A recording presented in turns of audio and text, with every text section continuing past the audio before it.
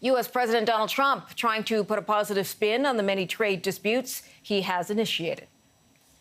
This is the time to take off the ripoff of tariffs. We have to do it. You know, other countries have tariffs on us. So when I say, well, I'm going to put tariffs on them, they all start screaming, he's using tariffs. President, thank you very much. In a tweet today, Trump called tariffs the greatest. He warns that countries he feels have treated the U.S. unfairly will either negotiate a fair deal or get hit with tariffs.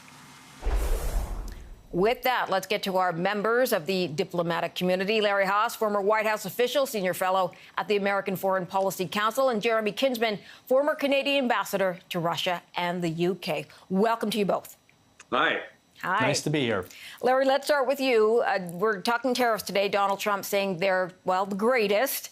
What do you think of his comment, and do you think we are going to see even more of an escalation in the trade war?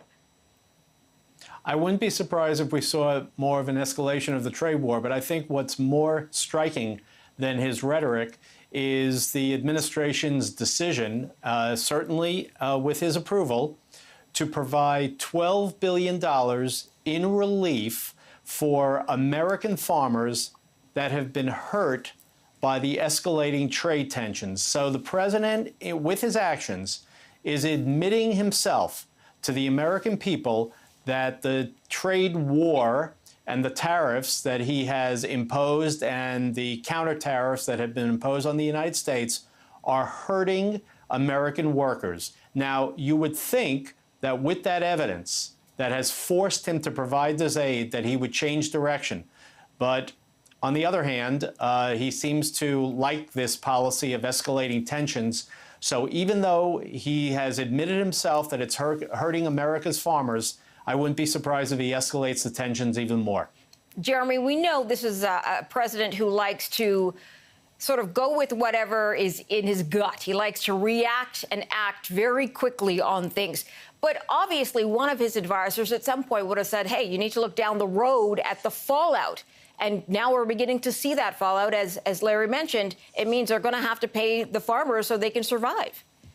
Yeah, you know, every democratically elected government always has a kind of a built-in conflict between policy advisors, the wise people that you've just described, and the people who do the numbers for politics and getting reelected.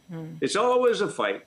And in the Trump White House, there's such a fight going on. And Trump is saying, I know what my base wants, and I'm going to give it to them.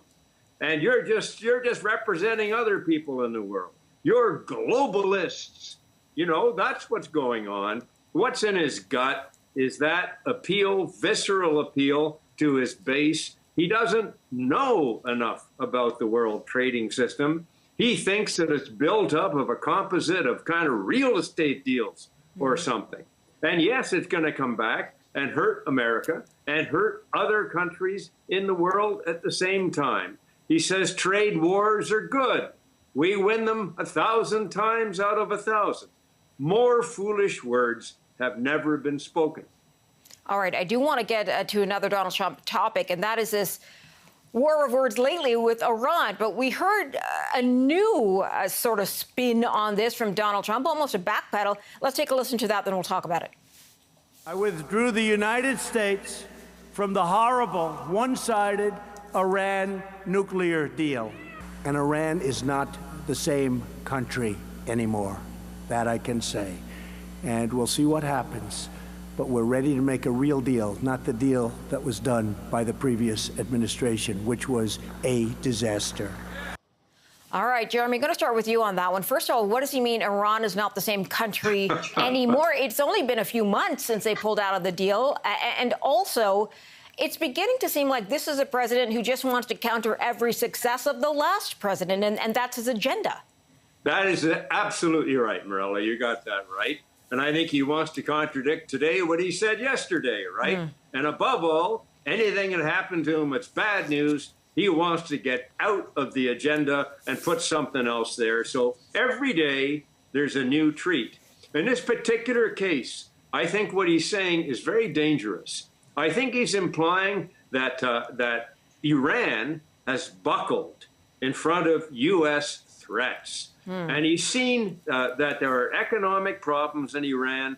Pompeo, his Secretary of State, said to me the appalling thing a month or so ago: we're going to ruin the Iranian economy. That's his attitude. That's what he's blowing out there. And, of course, I don't think it's going to happen. All right, Larry, any sign that Iran is buckling to the stress of not having the U.S. part of that deal? I don't see it. I think the nuclear work is going on at least at the pace that it was previously. There's no real evidence that they're violating the deal because they're trying to hold it together with the other players.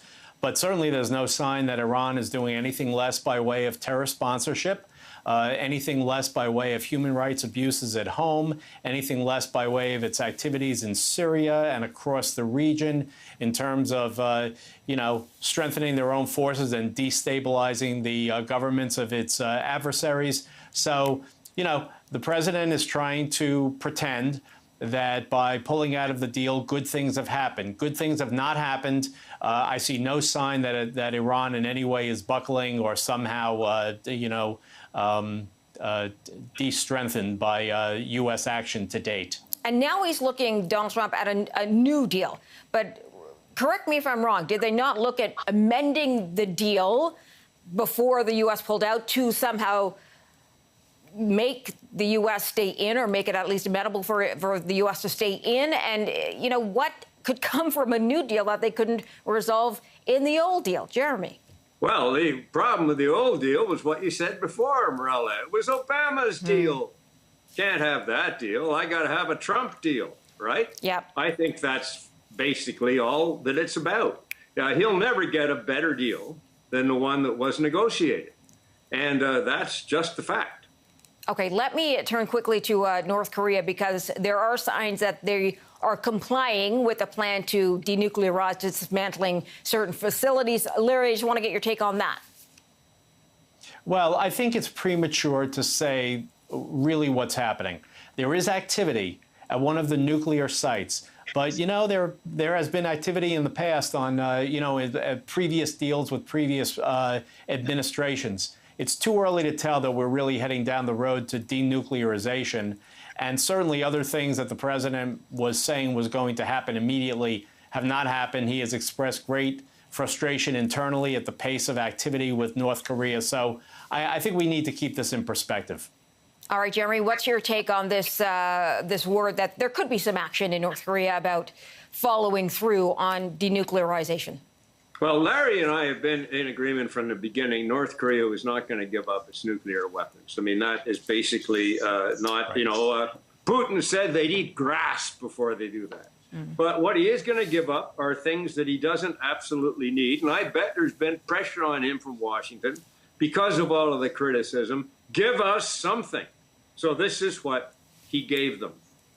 And that it's not more than that. OK, last take. How much of this talk about Iran, et cetera, has to do with trying to get past Russia and Putin? Larry.